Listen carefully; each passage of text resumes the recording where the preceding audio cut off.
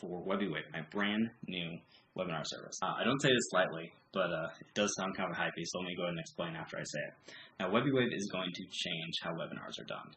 Now, if you'll go and look at the marketing for literally any other webinar service out there, I'm talking about live webinar services, not auto webinars or any of that kind of stuff. I'm talking about live webinars that make sales.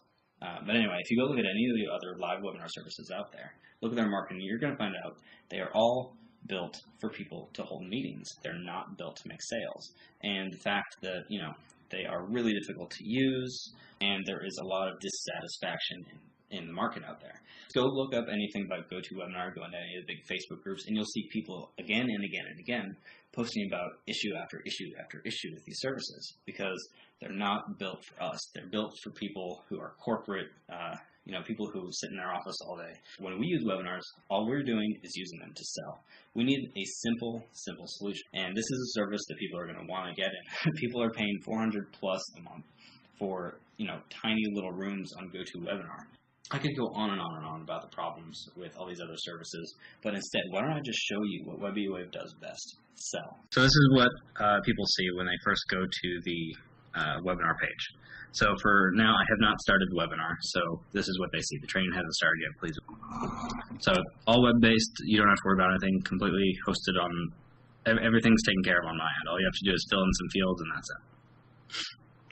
So the page that you're creating, when it's created, it's spit out and it's being hosted on the purchaser hosting, or where's the hosting? It's hosted on WebiWave.com. Ah, interesting. This here you see we've got another field for the embed code. If you did not put it in before, this would be blank, and this is where you pop in your embed code for the Google Hangout or whatever. But keep in mind, this does not actually have to be a Hangout. You could use like an easy video player or just any YouTube video or whatever you want. So if you just want to use this for replays, you could totally do that. Chris, let me ask you a question. Is the video replay box that you have there, is that resizable, or is that just a standard fit? It's resizable. It's resizable as far as programming goes, but I don't have it built to resize. The way I have it built right now is it just fits the width of this white box that I got here. Okay. However, if I were to make the box bigger or smaller, it would fit whatever. But I think the biggest thing, and one of the issues I've always had with GoToWebinar and stuff like that, is the fact that they don't let you send your users directly to the Buy Now page or whatever. Which I was never a huge fan of. They have to go and type in the URL or whatever. Right. That's not the case here. Watch this. So you can decide exactly when to drop that button. Like it's exactly. A click of a button. You don't have to program or time anything. You can just go, blip, there it is. Exactly. And I was just wondering, when you hit, your call to action, your buy button, people are going to have to scroll down. They're not going to actually see it just like pop in. You know what I mean?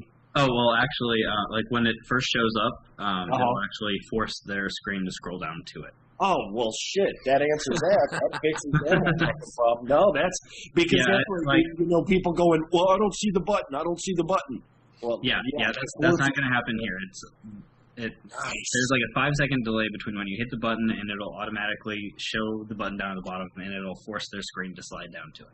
And how are you guys handling server stress? I mean, because there's actually very little server stress with this kind of stuff. Because really, I know. Yeah. All the heavy lifting is being handled by Google Hangouts or whoever you're hosting your video through. Okay, so YouTube would be doing most of our shit. Exactly. So all that's really happening on the server is little tiny requests going back and forth between the user's end and my server. Now, are you the coder for this? Yeah. No, I forgot to tell you, Chris Ramsey's kind of a programming whiz. Like he won't say it. He won't say that he's a programming whiz, but I will.